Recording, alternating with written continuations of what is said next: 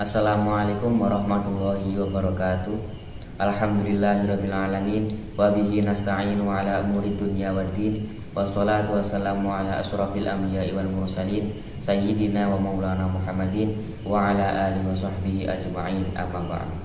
Di sini saya akan menyampaikan sesorah yang bertajuk Al-Qur'an sebagai kitab pendidikan generasi milenial. Abdullah Wahab Khalaf dalam bukunya yang berjudul Ilmu Usul Al-Fiqh mengartikan Al-Quran sebagai firman Allah Subhanahu wa Ta'ala yang diturunkan malaikat Jibril kepada Nabi Muhammad SAW menggunakan bahasa Arab dan maknanya benar supaya menjadi hujah bagi Nabi Muhammad SAW sebagai Rasul, undang-undang bagi kehidupan manusia, serta hidayah bagi orang-orang yang berpedoman kepadanya, menjadi sarana pendekatan diri kepada Allah dengan cara membacanya. Al-Quran merupakan mukjizat terbesar Nabi Muhammad SAW, penyempurna kitab-kitab suci terdahulu, serta senantiasa terjaga keasliannya sebagaimana dalam firman Allah dalam Quran surat Al-Hijr ayat 9 yang artinya, sesungguhnya kami telah menurunkan Al-Zikr atau Al-Quran dan kami pula yang memeliharanya. Al-Quran berisi kabar gembira bagi orang-orang yang beriman, peringatan bagi orang-orang yang ingkar, serta berisi kisah-kisah umat terdahulu yang penuh hikmah. Selain ketiga hal tersebut, pendidikanlah yang menjadi fokus kajian Al-Quran sebagaimana dalam bukunya yang berjudul Pendidikan dalam Perspektif Al-Quran. Profesor Abdinata telah menyampaikan bahwa Saleh Abdullah Saleh melalui bukunya yang berjudul Islamic Education Quranic Outlook telah sampai bahwa Al-Quran adalah kitab pendidikan. Pendidikan merupakan sektor utama dalam pembentukan karakter suatu bangsa. Ungkapan pemuda hari ini adalah pemimpin di hari esok tentulah cukup untuk menyampaikan pentingnya mempersiapkan generasi milenial hari ini untuk menjadi pemimpin yang handal bagi masa depan suatu bangsa. Maka untuk mempersiapkan pemimpin-pemimpin yang handal, kita memerlukan pola-pola pendidikan yang benar, baik secara moral ataupun emosional. Al-Quran sebagai kitab pendidikan merupakan jawaban tepat yang kita perlukan. Mengapa demikian? Sebab Al-Quran telah menunjukkan kedudukannya sebagai sumber pemikiran melalui penelitian maupun kajian para ilmuwan. Salah satunya ialah Profesor Haji Muhammad Quraish Shihab dalam bukunya yang berjudul Membumikan Al-Quran Fungsi dan Peran Wahyu dalam Kehidupan Masyarakat. Lantas, bagaimanakah pola pendidikan ala Al-Quran?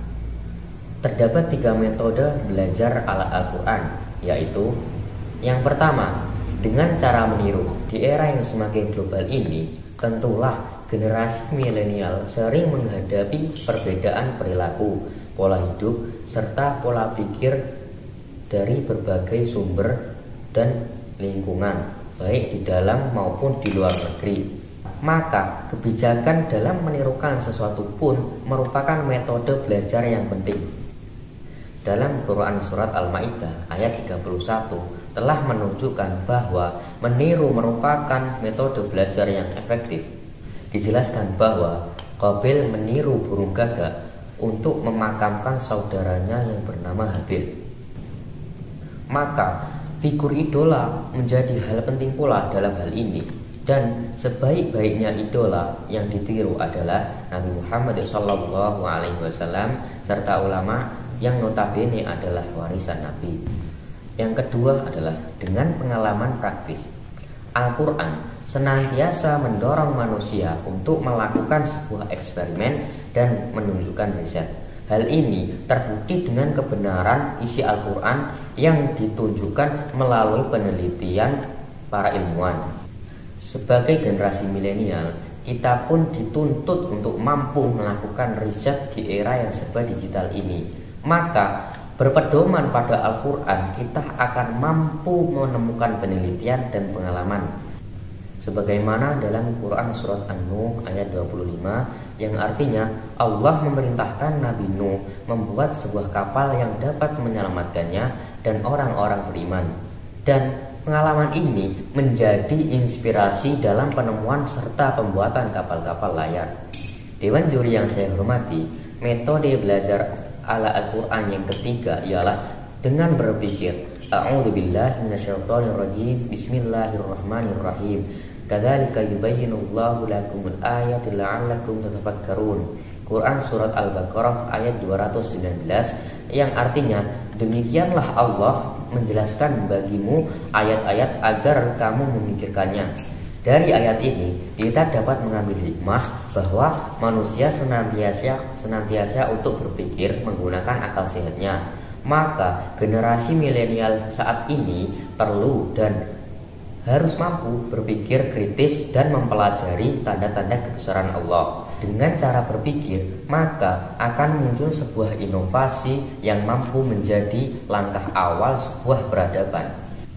Dewan juri yang saya hormati, dari uraian tersebut, maka kita harus senantiasa menjadikan Al-Quran sebagai pedoman dalam setiap langkah dan perbuatan, sebagai fondasi dalam belajar dan sebagai landasan pendidikan yang baik dan benar.